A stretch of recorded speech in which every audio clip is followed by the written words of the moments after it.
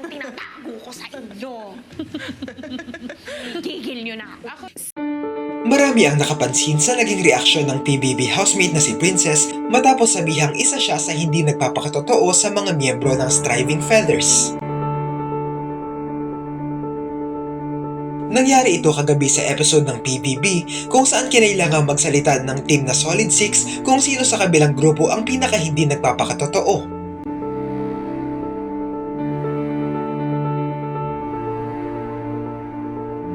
Kabilang sa mga ibinoto nila ay sila Marco, Lela, Miguel at Princess.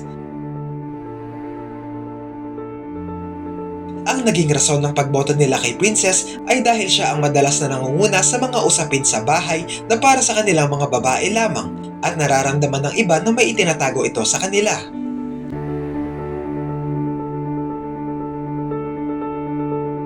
Ang susunod na pangalan na babanggitin ko po, pangalan ni Princess.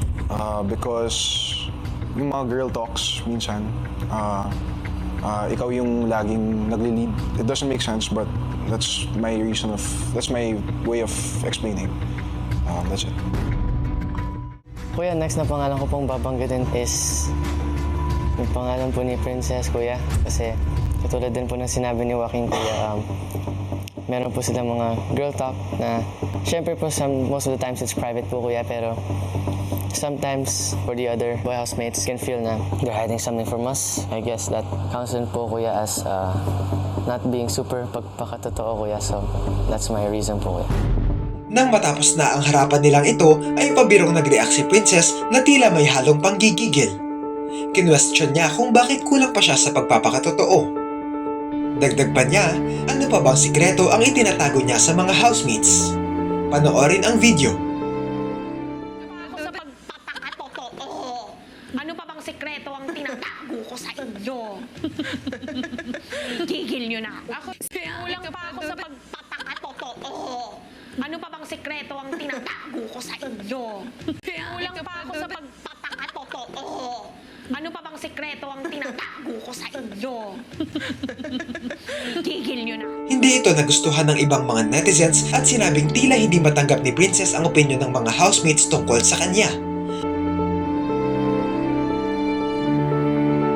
Dagdag pa ng iba, dapat alam niya na task lang ito at maaaring paraan lang ito ni Kuya para makita ang totoo nilang ugali sa kung paano nila tatanggapin ang mga komentong ito.